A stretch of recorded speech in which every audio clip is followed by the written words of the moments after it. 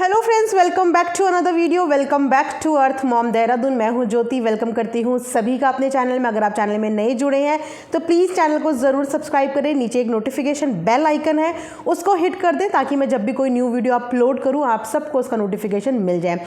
आप सबकी जानकारी के लिए बता दूं कि मैं रिएक्शन वीडियोस बनाती हूं। आपके फेवरेट व्लॉगर्स, आपकी current affairs, trending news, controversies, उन सब से रिलेटेड आपको मेरे चैनल में बहुत सारी वीडियोस मिल जाएंगी। बट अगर आपका भी कोई फेवरेट व्लॉगर, कोई फेवरेट बॉलीवुड स्टार या ऐसा सच कुछ है टॉपिक जिस पर आप चाहते हैं कि मैं अपना रिएक्शन दूं या मैं अपने रिव्यूज शेयर करूं, तो प्लीज़ कमेंट सेक्शन में ज़रूर बताइएगा। तो चलिए आज का रिएक्शन करते हैं शुरू। तो जस्ट मैंने अभी सपना की एक वीडियो देखी। सपना जिन्हें नहीं पता मैं बता देती हूँ कि अरमान मलिक की सिस्टर सपना, उनकी जस्ट अभी एक वीडियो आई या बोलिए कि एक व्लॉग आया, जिस व्लॉग में वो बहुत भड़कती हुई, नाराज़ और गुस्से में नजर आई। फॉर द फर्स्ट टाइम मैंने सपना का ये रूप देखा। और ये गुस्सा क्यों था? हुआ कुछ यूँ कि सपना के अगेंस्ट में कुछ वीडियोज़ या ये बोले कुछ टॉन्टबाजी कर ली थी कालू भैया के बेटे ने, यानी कि गोलू ने। वहाँ से फ़िलहाल अगर आप वो वीडियो देखने जाएंगे तो वो वीडियो वहाँ से डिलीट हो चुका है। बट सपना दीदी ने उबलते हुए यही वॉर्न किया था कि अगर वो वीडियो अभी के अभी हटा नहीं या उस वीडियो के काउंटर में कोई एक्सप्लेनेशन वाला वीडियो नहीं आया तो मैं यहाँ से चल के सीधा हंसी आऊँगी और जो जुलूस मैं तुम्हारा निकालूंगी तुम वो सोच भी नहीं सकते। सपना का ये रूप हमने भी फर्स्ट टाइम देखा। वो बहुत ज़्यादा गुस्सा थी। अब गुस्से का रीज़न कुछ ऐसे ही कि सुना है, मैंने भी वो वीडियो नहीं देखी कि एग्जैक्टली गोलू ने अपनी बुआ के लिए क्या बोल दिया। बट वो वहाँ पे बहुत एरोगेंटली बात कर रहा था, कुछ ऐसे फिंगर आउट करते हुए कुछ बोलना चाह रहा था, कुछ बोल रहा था ऐसे लोगों को हम घर पे घुसने भी नहीं देते, कुछ इस तरीके की उसने बातें करी। कुछ पोल खोलने की बातें कर रहा था कि मैं कुछ पोल खोल दूंगा। उसका जवाब देते हुए सपना ने बोला कि अगर पोल खोलने पे मैं आई ना तो तुम कहीं पे मुंह दिखाने लायक भी नहीं रहोगे। उनका बोलने का मतलब ये था कि मैं ना 3 में ना 13 में जो भी वीडियोज़ आ रही हैं वो सुनीता की तरफ से आ रही हैं, तो मेरा जिक्र तुम लोगों ने क्यों कर दिया? मुझे बीच में तुम लोग क्यों लेके आए? मेरे नाम का तुमने जिक्र करा ही क्यों? साथ ही साथ उन्होंने ये भी बताया कि भूलना मत कि मैं चंडीगढ़ से वापस क्यों आई थी, चंडीगढ़ में मेरे साथ ऐसा क्या हुआ था। खैर उन्होंने अपनी वीडियो में ये भी बताया कि कुछ इनको मारा भी गया था और मारने पीटने की वजह से ये चंडीगढ़ से वापस आई थी। अब एग्जैक्टली खुल के इन्होंने नहीं बताया कि एग्जैक्टली चंडीगढ़ में क्या हुआ था, बट उन्होंने हिंट दी है। लेकिन ये बोला है कि तुम्हारी इतनी बातें और इतने राज मैं दिल में लेके बैठी हूँ, दबा के बैठी हूँ कि अगर मैंने वो चीज़ें बोल दी ना तो तुम कहीं पे भी शक्ल या मुंह दिखाने के लायक नहीं रहोगे। क्या कालू भैया के जाने के बाद गोलू के अंदर वाकई में एरोगेंस आ गया है, ये एटीट्यूड आ गया है कि अब वो अपने से छोटे बड़ों की रिस्पेक्ट करना भूल गया है? क्या इस तरीके का एरोगेंस सही है? साथ ही साथ सपना ने यह भी बोला कि जिस दिन इनके घर में लड़ाई हुई थी, जिस दिन आप सबने तोड़ फोड़ का वीडियो देखा था, उस दिन जब सपना ने कॉल किया था तो भी पीछे से सरोज भाभी जो है वो नाराज़ हो रही थी, गुस्सा हो रही थी कि क्यों कॉल कर दिया, किसने किया, क्यों किया। काफ़ी पीछे से बहुत कुछ बोल रही थी। उस पर फटाफट से गोलू ने थोड़ी मोड़ी बात करी और उसके बाद फ़ोन कट कर दिया। तो उन्होंने ये बताया कि मैंने तो तबीयत पूछने के लिए, हालचाल पूछने के लिए कॉल किया था, लेकिन पीछे से वहाँ पे भी ये बड़बड़ा रही थी। तो आज से मैं ना तुम्हारे मरने में जाने वाली हूँ ना तुम्हारे जीने में जाने वाली हूँ। मेरी तरफ से तुम ज़िंदगी में कुछ भी करो, लेकिन अगर मेरे लिए कुछ बोला तो मैं वहीं पर आके ना वीडियो बना के तुम्हारा जुलूस निकाल दूंगी। कौन किसके दिल में कितने राज लेके बैठा हुआ है? ये फैमिली कंट्रोवर्सी और फैमिली के राज, एक दूसरे को ब्लैकमेल करना, एक दूसरे का मुंह बंद कराने की चाबी यहाँ पे सबके पास है। सबके पास एक दूसरे के इतने सारे राज हैं और इसी लिहाज में सब अपना मुंह बंद करके बैठे हुए हैं। तो हम तो हमेशा से यही बोलते हैं कि जब आप सब लोग एक दूसरे के राजदार हैं ना, तो सबको मुंह बंद करके अपनी अपनी व्लॉगिंग पर ध्यान देना चाहिए। वहीं पे बात करें गोलू की व्लॉगिंग की, तो बहुत अच्छी व्लॉगिंग चल रही थी। उनके पापा के रिहैब में जाने के बाद बच्चों ने अच्छा खासा घर भी संभाल लिया, साथ ही साथ अपना व्लॉगिंग भी संभाल ली। तो अचानक से गोलू को क्या हो गया कि अपनी बुआ को टारगेट करने लग गया। यही सब चीज़ें इनके पापा करते थे, लेकिन उस समय पे पापा के साथ ये एक्सक्यूज़ दे दिया जाता था कि वो नशे में रहता है, बंदा होश में रहता नहीं, कुछ भी बोल देता है, कुछ भी शूट कर देता है। लेकिन इस बात की भी ये एक्सप्लेनेशन है कि अगर वो नशे में था लेकिन परिवार के बाकी लोग तो नहीं रहते थे, वो रोक सकते थे, बट उन्होंने कभी रोका नहीं।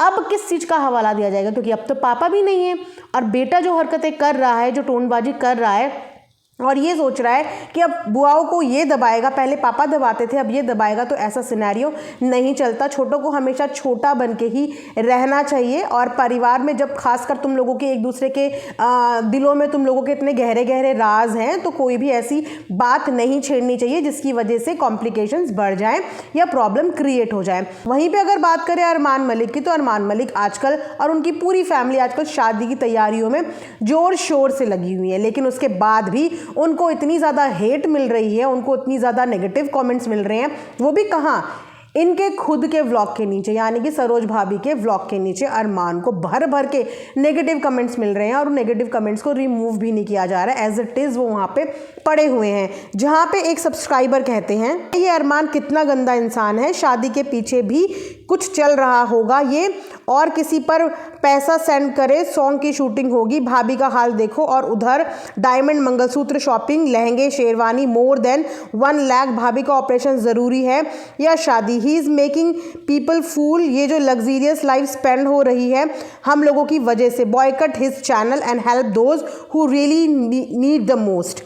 तो इस तरीके के कमेंट्स आ रहे हैं जहाँ पे बॉयकॉट होने की बात भी करी जा रही है, लेकिन इसके रिवर्ट में ना तो कोई एक्सप्लेनेशन आ रही है और ना ही ऐसे कमेंट्स को रिमूव करवाया जा रहा है। और रही बात अरमान की लाखों लाखों की शॉपिंग की, तो अरमान का वो कंटेंट है, अपने कंटेंट के लिए वो मेहनत कर रहा है और अपने रिश्तेदारों को उसने ही अपने नाम से जो है चैनल खोल के दिए हैं, एक फेस वैल्यू दे दी है, उसके बाद सब अपने अपने एंड पे अपनी अपनी मेहनत कर रहे हैं। तो उन्होंने ज़िंदगी भर का, मुझे ऐसा लगता है कि ठेका तो उठाया नहीं है किसी का, और वो भी ज़िंदगी भर का ठेका आप तब किसी का उठाते हो जब सामने वाला बंदा आपकी बातें सुनता हो, और हु नोज कि वो पीछे से कितनी हेल्प कर रहा हो। जब हमें चीज़ें पता ही नहीं है कि बैक कैमरा क्या चल रहा है, हमेशा से आपने देखा है कि उन्होंने अपनी इस फैमिली को, यानी कि सरोज भाभी की फैमिली को प्रोटेक्ट करने की कोशिश की है। अभी जब लास्ट टाइम भी ये लोग चंडीगढ़ में गए थे तो उन्होंने पूरा अलाउ किया था कि आप चंडीगढ़ में सबका शूट करो, व्लॉग में सबको लो ताकि आपके व्यूज़ आएँ। तो वो अपनी तरफ से कोशिश करते हैं, वो बीच में गए भी थे, उनके व्लॉग में आए भी, जिसकी वजह से इन लोगों को अच्छे व्यूज़ आए भी हैं। तो ये वाले एफर्ट्स कोई एक्नॉलेज क्यों नहीं करता है? अगर वो आज बीमार है तो हु नोज कि पीछे से उनके सारे बिल्स किसने पे किए हों। आपको नहीं पता कि वो कितनी बार कॉल कर रहे हो। अगर सामने वाला बता नहीं रहा है तो उसका मतलब ये नहीं कि दूसरा बंदा कुछ कर नहीं रहा है। अगर देखा जाए तो इस फैमिली के सर पे हाथ है अरमान मलिक का, तो इस चीज़ को प्लीज़ इग्नोर ना किया जाए। वो भले ही पर्सनली कैसा भी हो या कुछ भी करता हो, लेकिन मैंने शुरू से यही देखा है उनको कि कालू भैया की उन्होंने बहुत हेल्प की है।